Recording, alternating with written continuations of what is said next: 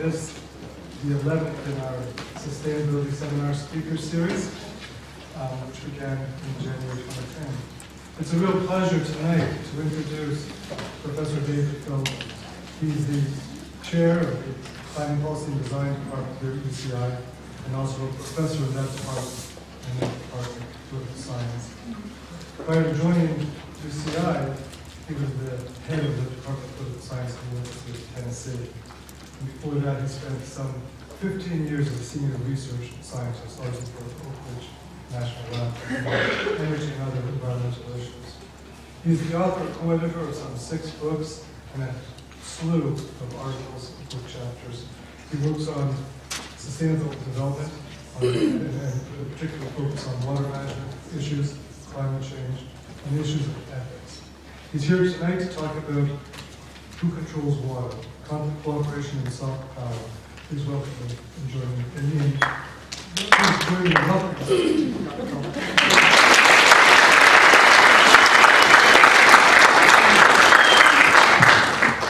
Good evening, everyone. Hear me okay in the back? Hear me okay in the front? Okay. So here we are in the 21st century, and we have water problems. We know that all human activities and life itself depend on water. We also know that population growth, urbanization, climate change affect water and threaten its sustainability. Now tonight what I want to do is explore 3 questions that are really at the core of this issue of sustainability. Can we manage water sensibly with regard to the welfare of future generations and other species? Must the cost of potable water, and by potable I mean water that can actually be consumed by humans and other forms of life, become prohibitively expensive for the poor? Many of you have been reading and studying about the privatization of water supply. We're going to talk a little bit about that, some of the things that we've learned over time about the threats, real and imagined, by privatization. And then I want to talk most of all about who will control decisions regarding these issues. Today, tomorrow, your children, your grandchildren. So let me start out with a thesis. And the thesis is a pretty broad one. It's that historically the predominant approach to managing water across the world embraces something that we in political science call hard power. And it's a phenomenon that began with the concept of hydraulic societies. And I'm going to come back to that in a few minutes. Hydraulic societies of antiquity, ancient civilizations, in fact, really arose precisely to control, harness, manage water. Hard power relies on centrally organized markets, laws, and institutions, administrative systems to allocate rights and access to a few interests. Water resources historically have been developed through large public works projects that favor economic growth, and they tend to disfavor social equity and the environment. We'll see some examples of this even here in California. Some of you are familiar with Owens Valley, where Los Angeles derives a good percentage of its water. And the third characteristic is that the more powerful protagonists in water policy who manage river basins and groundwater not only control the use and the diversion or the movement of water, but historically they control information regarding water. And information is a form of power. Now, over the past 15 to 20 years, there is an approach that has grown up, which we call soft power. It's an alternative to this hard power approach, and it relies, as we're going to see later this evening, on consensus building and broad participation. So let's first look fairly quickly at some of the major challenges to 21st century water management to kind of set the stage.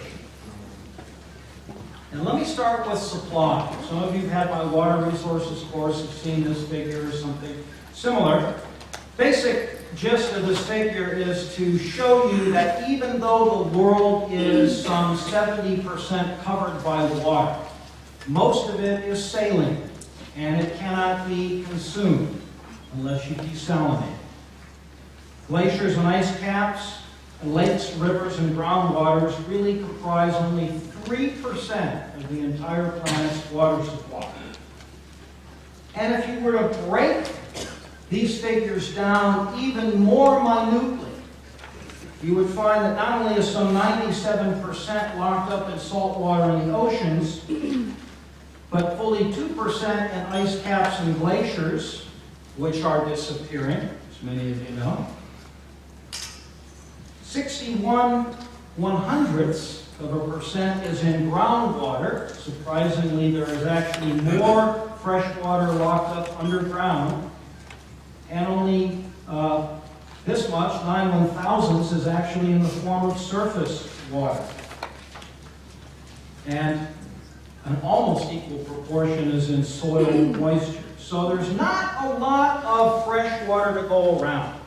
And as many of you know who have been studying sustainability in this course and others, when you have a vital, irreplaceable resource that is scarce, people are going to compete and contend over its control. Let's switch for a moment to the uses of water. This figure from the Climate Institute is a global breakdown of water use, and as you can see, fully 2/3 of the world's water goes for agriculture. Surprisingly, only about 9% is used by individual households. So we have a scarce resource that's used to produce food and fiber, and what's left supports everything else. If we look at the trends in water use, particularly over the past century, we find three things. In the 20th century, global water demands rose at a much faster rate than the rate of population. So you can't really say that, well, sure, we use more water because we have more people. No. It's grown at a rate that's twice that of population growth. The reason is because the production of food and fiber account for 70% of global water use. And ironically, as countries develop and our diets improve and our caloric intake increases, we're also placing greater demands on the water cycle. And in some regions of the world, growing scarcity and adverse quality are threatening the integrity of that food supply, human health, and ecosystems. And you'll note in these parentheses, I've noted some organizations you can go to for further information on these. The World Meteorological Organization for demands, the World Resources Institute, which has studied the use of water for food and fiber, and the United Nations Environment Program and UNESCO, which, as we'll see in a few moments, have concentrated very much on this issue of scarcity and quality. This is a figure from a political scientist, Peter Glick, who works in Oakland, California, for an institute called the Freshwater Resources Institute. And basically, this is a map of the world by safe drinking water access. Simplest way to interpret this is if you're a country that has any shade of red, you have a high percentage of people that are not served by public supply systems that can ensure healthy, potable water. And the darker the shades of red, as you see in parts of Latin America, East Asia, and Sub-Saharan Africa, the more dire that problem is because an even greater percentage of the population lacks safe access. Some analysis before we go on to control and power about water and public health. I don't want to spend a lot of time with these figures, but I do want to impress upon you that if I were to simplify the slide and simply make one overview comment, it would be bad water equals all of the major public health problems on the globe today. And I don't think that would be an exaggeration. Millions of people suffer and millions die because of impure, non-potable water supplies. The same water that must be used to produce our food and fiber, feed our growing cities, is also in many underdeveloped countries very dangerous to consume. Now, Population and water. And I'm going to concentrate for a couple minutes on one aspect of population growth that my research, the research of others, suggests is the real problem in terms of water supply and people. And that is urbanization. Throughout the world, we have a growing phenomenon of what we call megacities, cities that have populations in the tens of millions of people.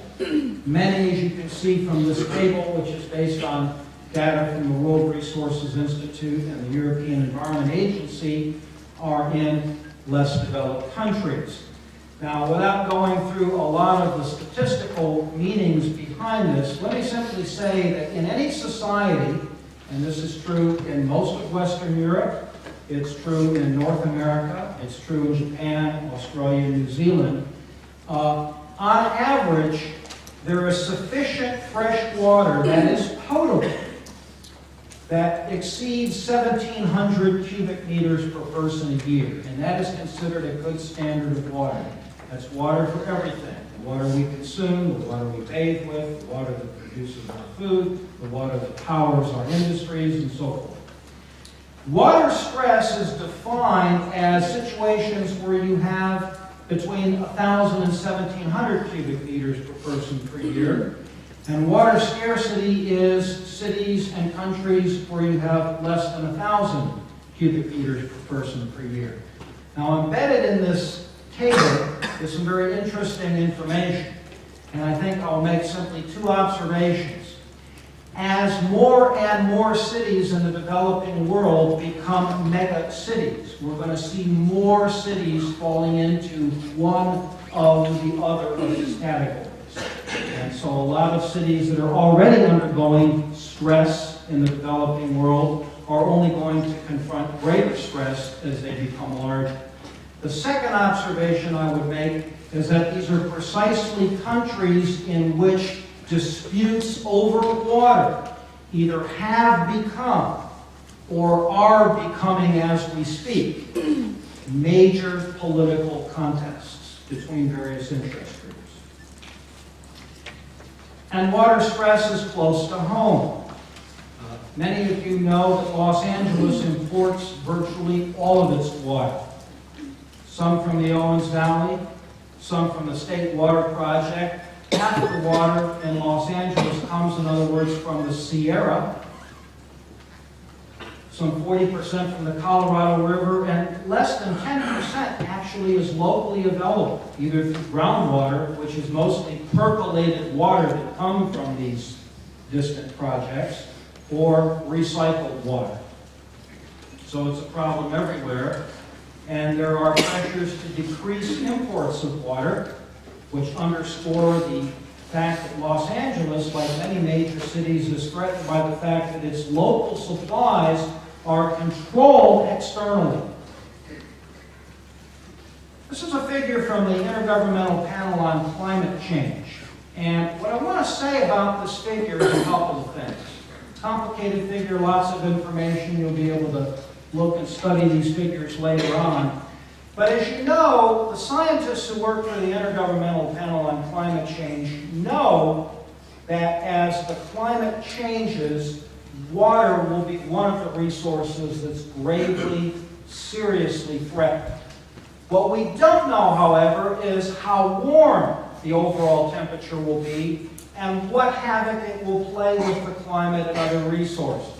So what this figure depicts is a range of possibilities, from 0 degrees Celsius to 5 degrees Celsius changes from the baseline of the 1980 to 1999 period, which is where the latest IPCC data uses as a baseline.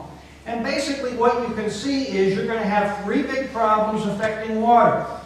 You'll have increased water in the moist tropics and higher latitudes, less water in the mid-latitudes and semi-arid regions, which means us and much of the developing world, and hundreds of millions of people exposed to increased, look at the phrase, water stress, exactly what we talked about in terms of cities momentarily. So the warmer it gets, the worse this havoc will arise, and while there's tremendous uncertainty the basic direction of change is going to occur, and it's going to be pretty great. Climate change in the Southwest. There's an organization called the National Center for Atmospheric Research in Boulder, Colorado, which a couple of years ago did a study showing that reduced flows in many of the world's major rivers are already threatening future supplies of food and water. Notice the Colorado River in the southwestern United States, which is a major supplier of water for Southern California, falls under this envelope. This is a slide that depicts both a graphic of the various ways climate change will affect water here in California. And as you can see, virtually every environmental parameter you can imagine, from snowpack in the high Sierras, which actually constitute our water supply here in Southern California, to the generation of power, to agriculture, to habitat, to the integrity of the flood control levee system in the Central Valley and around Sacramento. Any of you here in Sacramento? Sacramento is more vulnerable than any metropolitan area of the United States to a catastrophic failure of a levee system, with one exception, New Orleans. It's a surprise to most people, but it's true. This is a picture at the bottom of Lake Mead, Hoover Dam. Many of you have been to Las Vegas. If you get tired of gambling or whatever, you go over to the lake. You can have fun boating, but that lake is about 30 feet below its capacity. And right now it holds, as of at least last summer, about 60% of what it was designed to hold. Why? Less precipitation, less snow melt in the Rockies. Scientists believe this is an early warning sign, a canary in the coal mine, if you will, of global climate change.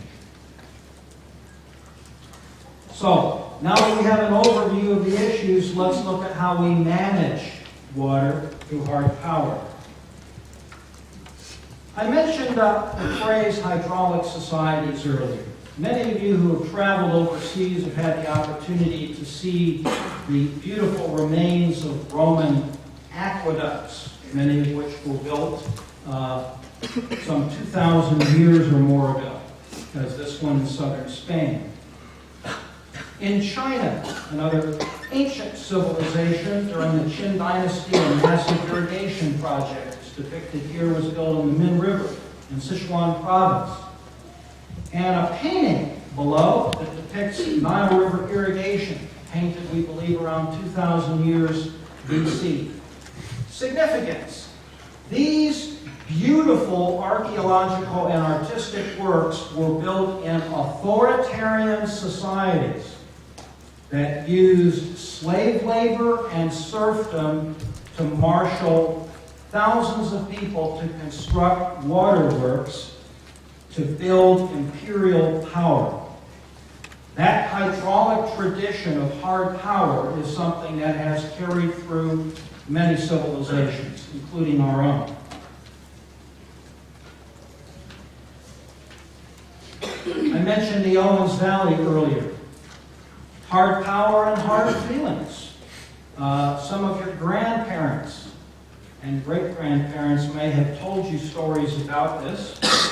In the 1920s, people in the Owens Valley north of Los Angeles became so angry over the diversion of their valley's water supply to satisfy the growing needs of Los Angeles that there were not one but several attempts to dynamite the aqueduct. The people who did it were called terrorists. And the city of Los Angeles hired detectives to root them out and kill them before they would continue to destroy. And you see this article, an old article from the forerunner of the Los Angeles Times describing this problem. Some historical views to put this in perspective. Karl Wittfogel was a renowned historian who wrote about Oriental despotism. And basically, as this quote shows, he believed that a tradition of hard power to control water was something that began with ancient societies who directed their minions to develop and harness water in the ways that we saw pictorially just a few moments ago. Here in the western United States, according to Donald Borster, a political scientist who has studied water issues, same thing. A social order based on the intensive, large-scale manipulation of water and its products in a narrowed setting. A coercive, monolithic, and hierarchical system ruled by a power elite. It's a pretty strong indictment of the way we manage water in the American West and in California, but it has more than a grain of truth to it. And now today, this was an article from last summer's New York Times. It concerns a pending water dispute that is now between India and Pakistan and the International Court of Justice in The Hague. Essentially, India wants to build a dam in Kashmir, which, as you know, is a disputed territory claimed both by India and Pakistan. The water and the power generated by this project will go to India. Pakistan has fears, as you can see, that India will manipulate the water flowing to its agricultural industry, a quarter of its economy and an employer of half its population.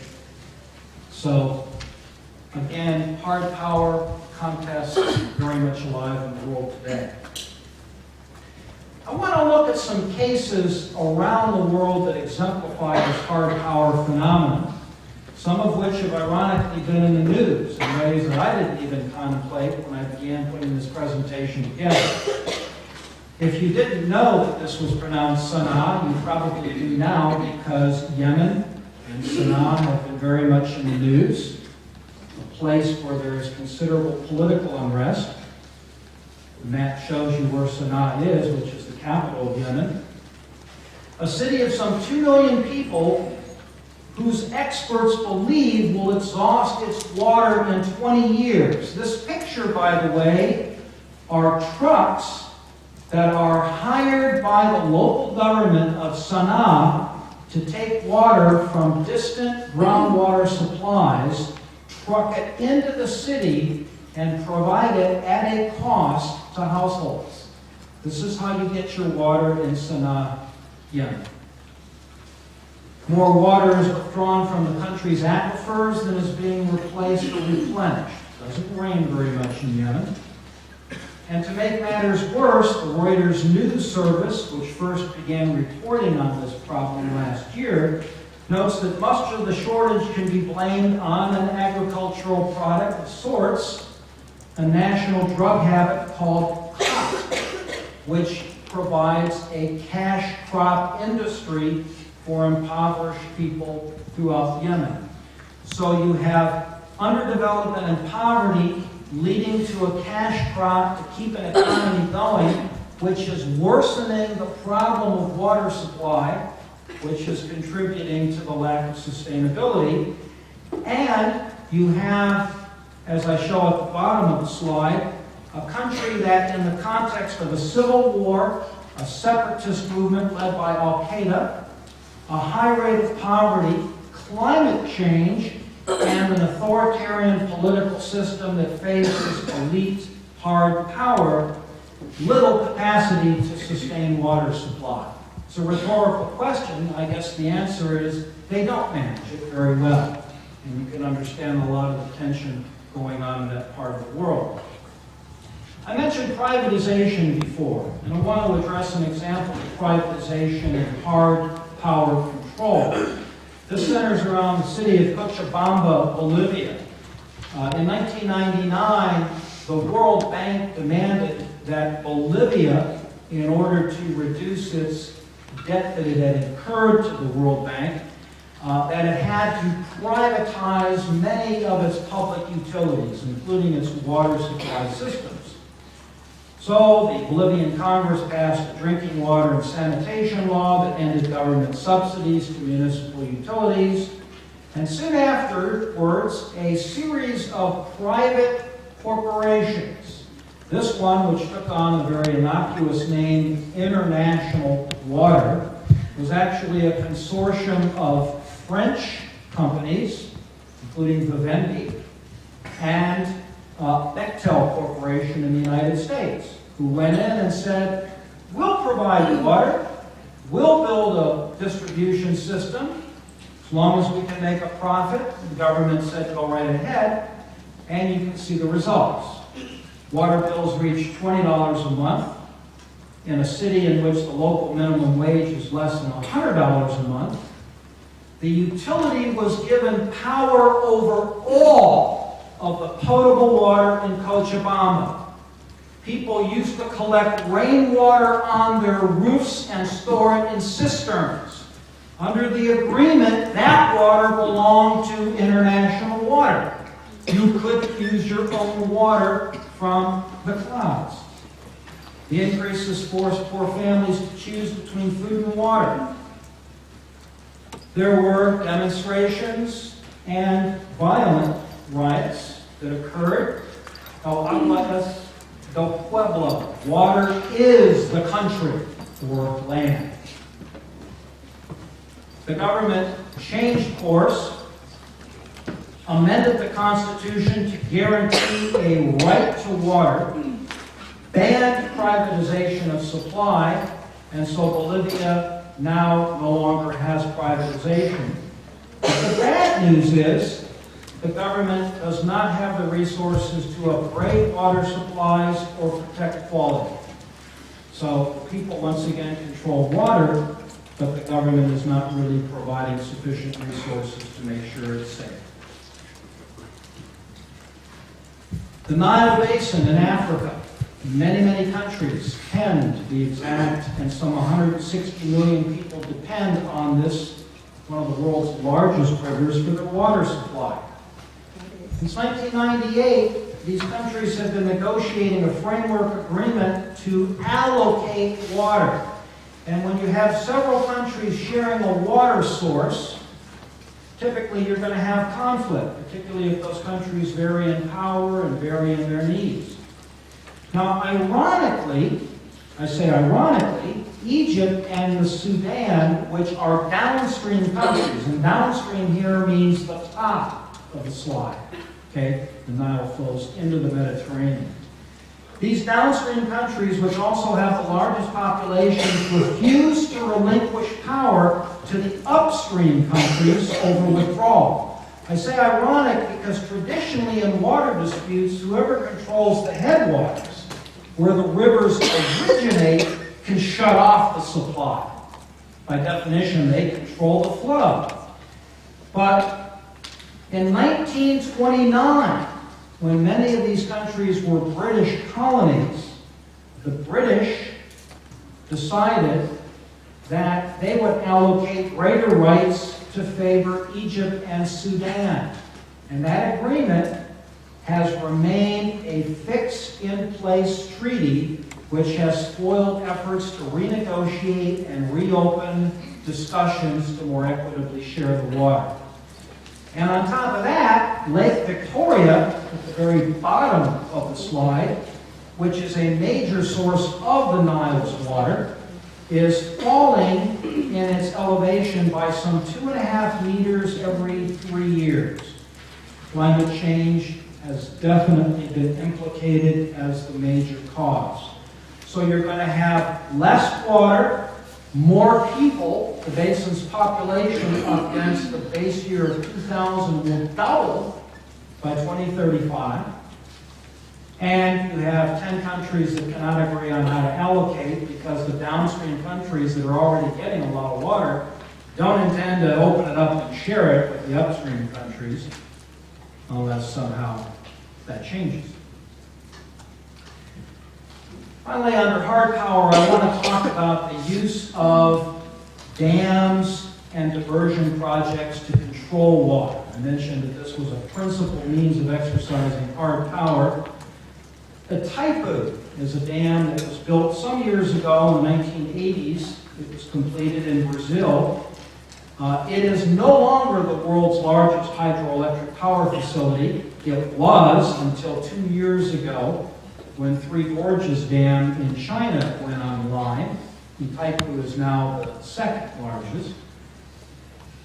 I don't know if you get a silver medal for that winning that race, or coming in second. This is a major water project that has harnessed the Paraná River that straddles the boundary between Brazil and Paraguay. It's a project that was pursued by these countries jointly to promote economic growth and political visibility. For Brazil especially, this project says, we have arrived. We are a major player. This facility provides 20% of Brazil's electricity and some 94% of Paraguay's. The project fostered centralized planning and economic cooperation. A binational commission run by the governments of both countries built, managed, and operated the project. They relocated native tribes, and we're going to come back to that issue momentarily, and they market the power from the project. The project did exactly what it was intended to do. It encouraged foreign investment from Argentina, Italy, and the United States, mostly to use that surplus electricity to smelt aluminum. Cheap power, cheap aluminum, that's a good way to propel your economies forward. It's an engine of regional economic development, as said by this binational commission. Brazil's economy is now the largest by far in Latin America. Paraguay's is one of the fastest growing, though not obviously with as evenly distributed benefits nationally. Now that's good news, perhaps. But what about the downside? Well, some 700 square kilometers of old-growth forests were destroyed in the creation of this massive impoundment. And some 10,000 people were forcibly relocated from their homes and villages which were flooded. Some species of plants, including a rare orchid found nowhere else in the world, became extinct. To compensate, there were biological reserves and a monitoring program that was established by Brazil and Paraguay to avert further damage. But at least according to the Nature Conservancy, which did a study of this project some 15 years after it was completed, the study was just done by the Nature Conservancy last year, while further environmental damage may have been averted, the initial impacts are likely irreversible. So this is a project that has a huge environmental footprint. And now there's conflict between the precise countries that work together to build this thing. Paraguay, which already gets 94% of its power from this dam and still a very undeveloped country, doesn't need any more power, so it wants to sell its share to someone else, maybe Argentina, or whomever will buy it. Brazil says, no. We helped build it. We're the more powerful partner. If you're going to sell it, the revenues are going to be divided between you and us. So conflict and inequalities are already emerging. And then there's Three Gorges, which is the largest water project in the world. The Three Gorges Dam impounds a reservoir that is about the size of Lake Superior, which is the largest lake in the Great Lakes. A massive public works project when it was constructed, tens of thousands of workers over some 15 years to clear the land, to clear trees, to relocate people, to relocate cities, as we'll talk about momentarily, and to construct this large public works project, which is nearly 2 miles in length from shore to shore. This is a nice view of Three Gorges because what you can see on the far left is a power plant, the world's largest hydroelectric plant. In the middle, flood control. Some water is being let through the spillways. And on the far right, you can only see a little tip of this, is a navigation lock. This dam also controls navigation on the Yangtze. And so this is really a major, major economic project. According to the Chinese government, the purpose of Three Gorges was to create a better environment, And you might be wondering, how can you build a dam to create a better environment? Well, it created the world's largest hydroelectric facility, a facility that generates as much power as some 10 to 15 coal or nuclear power plants. And the Chinese have long argued, would you rather we burn more coal to get this power? Or perhaps you'd like us to generate more radioactive waste? Kind of a Faustian bargain, isn't it? It was an innovative central planning scheme. The government cooperated with the Chinese Academy of Sciences in constructing, operating, and monitoring, and presumably signing off on the impacts. The goal was to build up a power project to promote economic development and improve the local eco-environment and benefit reservoir migrants, those who had to be relocated. Flood control of the Yangtze River has been ensured. Some 15 million people are protected from a 1 in 100th chance probability flood in any given year. What do you mean by a 100-year flood? Year-round navigation between Shanghai and or all the way to Shanghai and the East China Sea from Three Gorges is assured. And even before the dam was complete 3 years ago, navigation tonnage increased by some 6-fold. So this is a huge economic boom. And the Chinese government gained experience to build other water projects, not just in China, but to import their knowledge to build dams in other countries. And the Chinese want to do that. Well, how many people exactly were displaced? We don't know. We think somewhere between 1.3 and 2 million people were involuntarily displaced.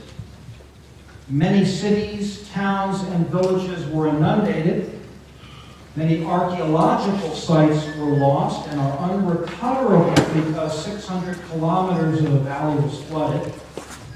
And China was in such a hurry to build this project that hundreds of factories and mines and waste dumps were simply abandoned without even being dismantled or shut down or capped, leading to effluents and silts and pollutants and even rubbish filling the reservoir.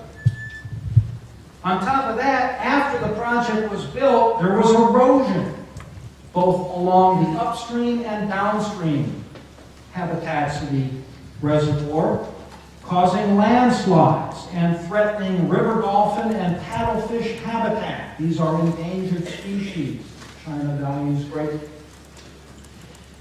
The Chinese Academy of Sciences think that annual fishery catches in the East China Sea may be reduced by some 1 million tons due to freshwater declines in sediment. This was a project to improve the environment and improve the economy, and it's having opposite impacts. And the project has been plagued by accusations of corruption, spiraling costs, protests against resettlements that did not accompany actual resources being invested in new housing and new jobs. In short, broad public participation was not embraced. And of course, this is not a novelty in China. It is a characteristic of hard power in water development worldwide. So what's an alternative? Let me first define what I mean by soft power, this emerging approach that we've seen over the past 15 years or so. Soft power consists of the growth of initially national and then eventually global networks of non-governmental organizations, principally environmental groups, scientists, and regional intergovernmental bodies, local governments, regional governments, working together to manage water problems. Instead of a top-down approach, it's a bottom-up approach.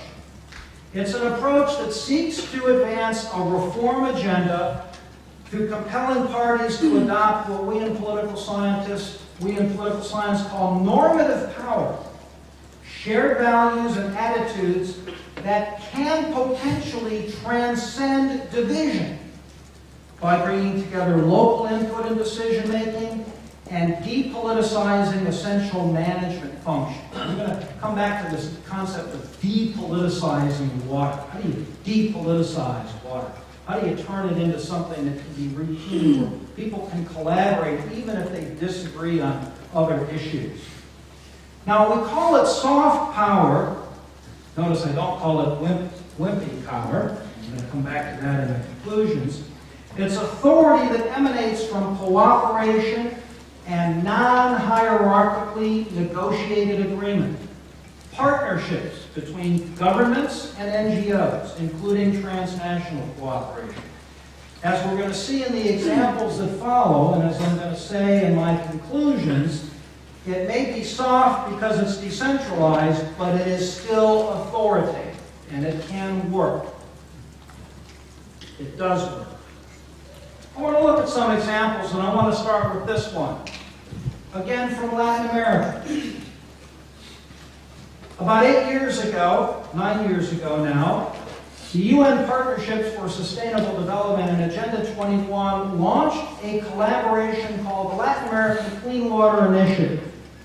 The idea was to partner with several countries in the region, as well as non-governmental organizations, to actually build capacity to provide water supply and maintain it. Partners install potable water and sanitation systems. That part's fairly easy and straightforward. But the more difficult challenge is building social capacity by constructing these systems, by improving irrigation and degraded water systems that already exist, and finally, and I think most importantly, these last two bullets, involving beneficiary families in local communities in the construction and or the repairs of water systems. We've all heard the aphorism, teach a person to fish versus, or give a person to fish versus teach a person to fish.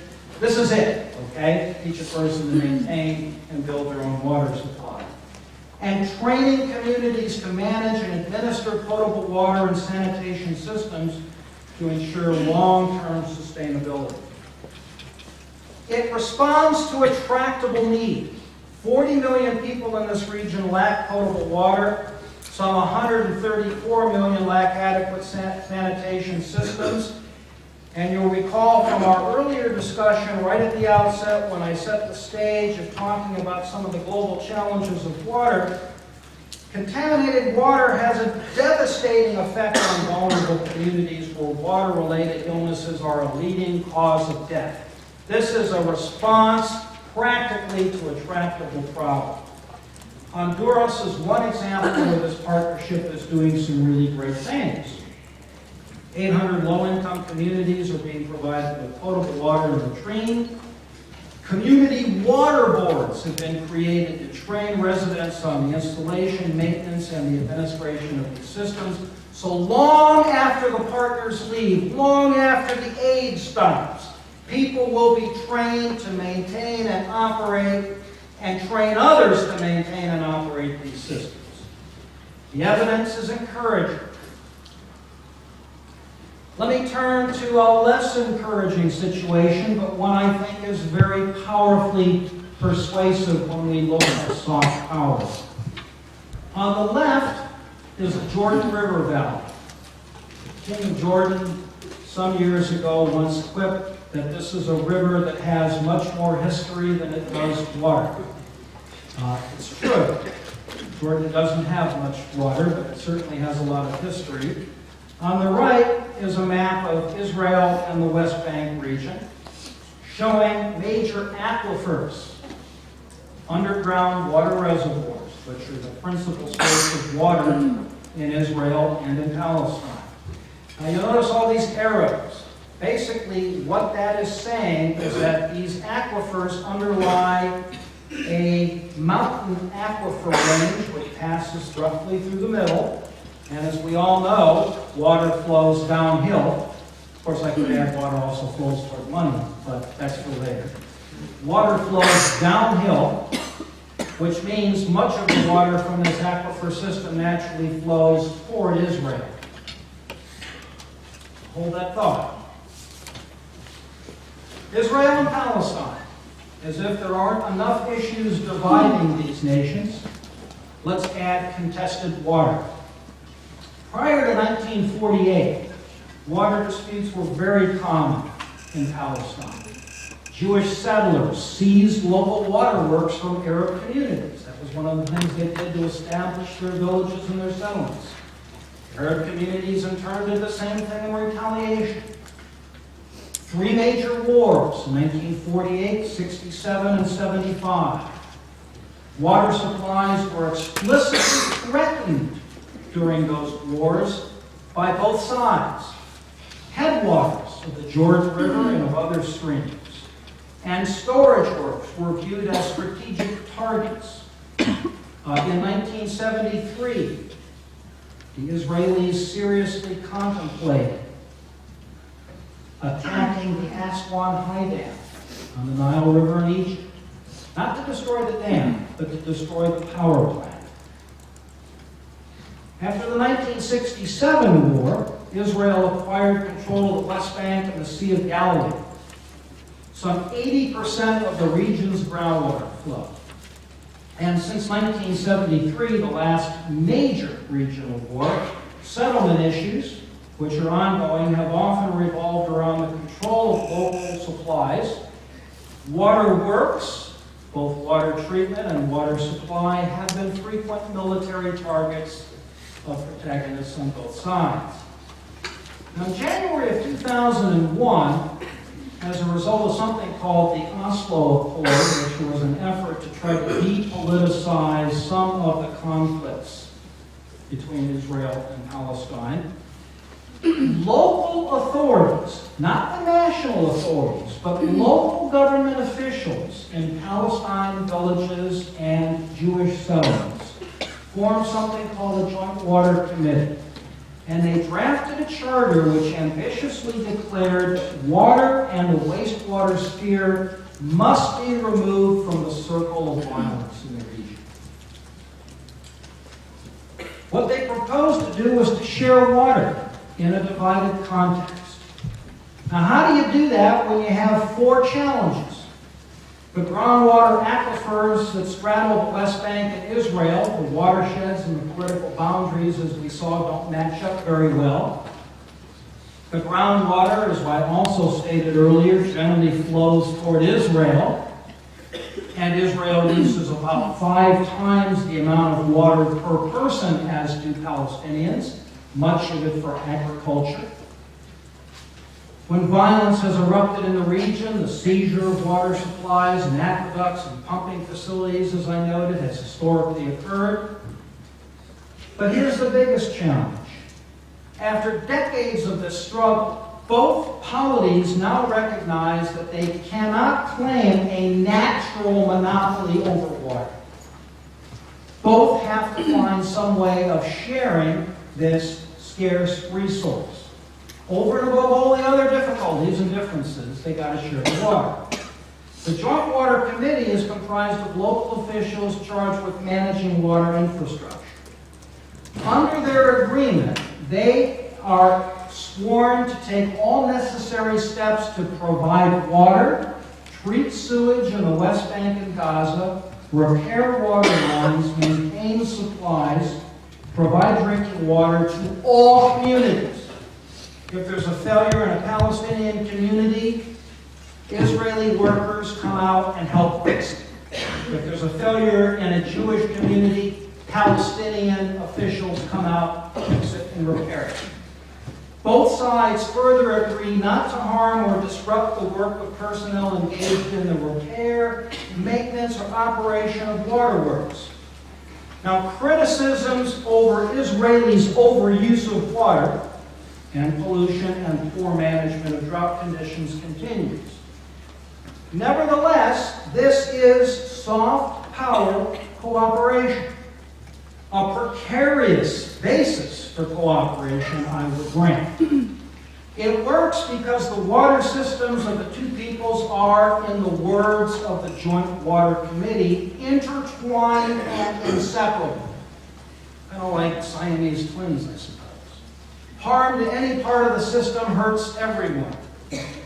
The agreement is the culmination of a process that began in the 90s with an Israeli promise to increase water supply to the Palestinians by some 25%. Israel has made good on that. However, some would argue with merit that that's still not a lot of water. The agreement indirectly provides a means for ensuring compliance and verification. Maybe that's another reason it works. Each side knows at a local level how much water is consumed and by whom. And they both agree that wastewater treatment is a transboundary good.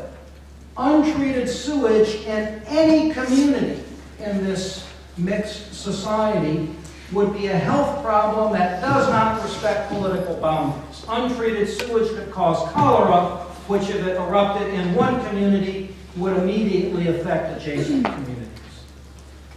Having said that, be aware there are things this agreement does not do. The negotiators bracketed out larger territorial issues which they saw as unresolvable, and those problems remain intractable. Let me return to privatization and soft power. We talked about the example of Cochabamba, Bolivia. Worldwide, there is a growing movement to privatize water systems, especially in large megacities. It's seen as reducing costs and increasing the reliability. Privatization is criticized, however, for ignoring demands for equity and fairness and access. And there's been a growing body of literature that has criticized privatization for these reasons. Among other charges, water should be a basic right, but it's treated as a commodity. Decision-making in a private system is secretive, and the operations are vertically integrated, like a trust. Water is more expensive when it's privatized. Conservation of water is discouraged. Consumption is encouraged. The whole way you make a profit is to get people to use more water, and thus pay more. And of course, privatization is also claimed exploits the poor. In developing countries, people pay a much higher percentage of their monthly income for water and sewer when they use small-scale private providers than do households connected to publicly owned systems in developed countries. So, pretty telling evidence. But it doesn't tell us all the evidence. In Europe, particularly in France and in the United Kingdom, privatization of water utilities is the norm. Private vendors, however, collaborate with local governments and with citizen oversight boards in setting rates and in operations policies. State and local governments manage river basins, they own the supply sources and the regional distribution systems, and they regulate equity. What happened in Cochabamba could not happen in France. Local governments would not allow it.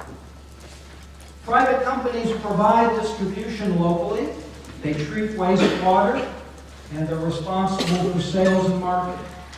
But ratepayers view this arrangement as equitable, we have found, because there are clear public and private roles. Communities control and oversee the infrastructure. That is not true in most developing countries. So that partnership does not exist. And while Europeans do pay more for water than Americans, generally, those higher rates are designed to promote and ensure reliable water supply systems. When they leak, they're quickly repaired, which is something we don't do very well in public utility systems. And those higher rates actually promote conservation.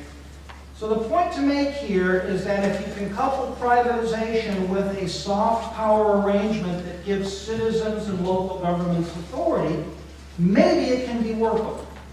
What you have in many developing countries is a privatization system that is overlaid on top of a hard power system where there are vast inequalities. it would be inequitable, I'm arguing, no matter who manages it. And it is. I want to use one more example of soft power, and this is in Nigeria, the Jamare Basin. This is in northern Nigeria, a major agricultural region, a region that periodically suffers from characteristic flooding, which actually rejuvenates the soil, makes it possible to grow more things during the drier seasons. This is a closer view of the Jamare Basin, tributary streams and impoundments. The basin relies heavily on subsistence farming and small-scale fisheries. In the 1970s, the Nigerian government built 2 major dams in the basin to provide irrigation and flood control. Like 3 gorges in China, like Untitled in Brazil and Paraguay, they were centrally planned and there was virtually no local participation. People weren't asked if they wanted the dams. The government said, we're going to build dams. The projects, after they were built, suffered from a number of unanticipated, what we call cascading impacts. And by cascading impacts, what I mean is you can see in this sequence is one problem led to another, led to another, led to another. Silt backed up behind these dams. Water had to be released earlier to dilute the silt, but those earlier releases led to greater floods, which encouraged the infestation of a grass called typha grass, which clogged the streams, harming agriculture, inflicting severe losses on local fisheries, and then the farmers compensated by digging their own channels around this typha grass, which only led to more erosion. What a mess. Not nice to fool with Mother Nature? Is that the way the saying used to go? So, in 2002, the International Union for the Conservation of Nature, an NGO which has a great interest in improving the management of water across the world, and the United Kingdom's Foreign Aid Agency offered to partner with the government of Nigeria to, quote, build local water resources management capacity in the basin. And they called this project the Joint Wetlands Livelihood Project. The goals were to improve local water information use, to introduce pilot projects to demonstrate best management practices, and thereby restore people's livelihoods. The projects were all small scale, and they were coordinated among different levels of government, brokered not only by government ministries in Lagos, but by local farmers and elected local officials. Consultative forums were formed at the local level, comprised of farmers and women's groups as well as others, that advise this joint wetlands livelihood and engage in community-level training, just like the Latin American Clean Water Initiative. They might be wondering, why women's groups? Well, if you know anything about water supply in developing countries, you know that public supplies in rural areas are literally fetched by women and by children.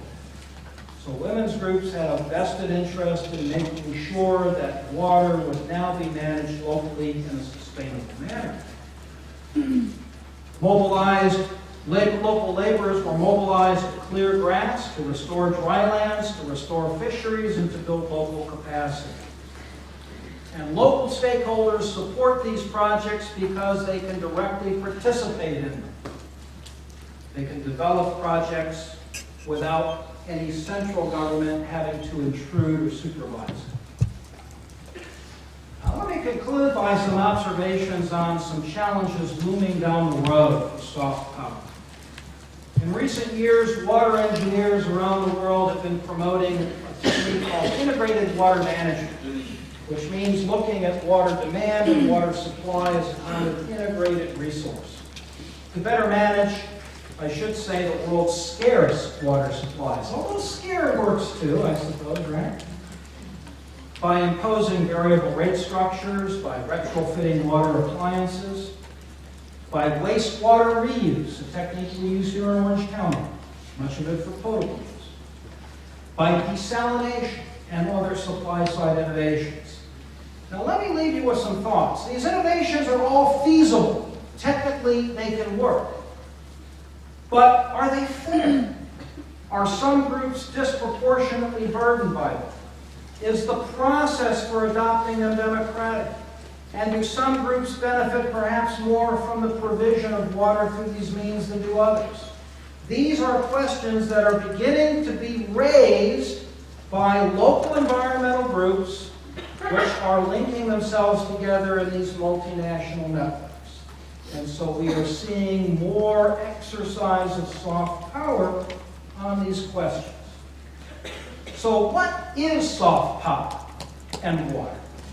Well, let me tell you first what I don't think it is. It isn't setting aside of self-interest or of the advocacy of one's need or of a willingness to contest the resource. Those things are still done, and they need to be done. It's not naively idealistic. We're not assuming that groups and individuals and nations will all sit down in a room, hold hands, and agree to share water altruistically. It's not an informal handshake. Sure, take all the water you want, no problem. You do the same for me. It's consensual, but reciprocal. Each side negotiates to get something in return. It's power. It's binding. And it is not yet a replacement for hard power. Think back to the example of Israel and Palestine. Over time, it may become a favorite approach, but we're not there yet. Soft power is authority based on consent. It recognizes that centralized control, as all of the examples we've gone through this evening show, fail because watersheds and aquifers flow from high to low elevations. And you know, the funny thing about watersheds, they don't respect political boundaries. It acknowledges that decisions over water management made in one location may adversely affect users in another, creating disputes that transcend jurisdictions. So you can't control the resource centrally, you have to work with your opponent. It admits that no jurisdiction exercises total control over water, that groups define problems differently, such as irrigation, power, and public supply. And it understands, finally, that authority over water is subject to perceived fairness and accountability. If any group feels excluded, they will resist. They will resist under hard power, so get used to it and be prepared to accept a soft power model as an alternative. By demonstrating the feasibility of innovative solutions, soft power increases the likelihood that the control of water will benefit many people, not just a few. Soft power networks are locally initiated and globally connected webs, as we noted. A word that some political scientists are using to describe this unusual phenomenon is globalization. They're local and they're global at the same time. Globalization is a model that's spreading to the climate area and to biodiversity. Some of you have studied about the International Consortium of Local Environmental Initiatives, which tries to diffuse these efforts globally. These networks constitute sources of legitimacy that afford a counterweight to national governments and international organizations. And I think, and others think, are a harbinger of a new way of thinking about water. I'll leave you with a couple of quotes. This one from the Old Testament. I don't know if the ancient Hebrews knew of the concept of sustainability, but I have a feeling that whoever composed this verse had a good idea of what it meant. But of course, some are less optimistic, including our old friend Mark Twain. Thank you.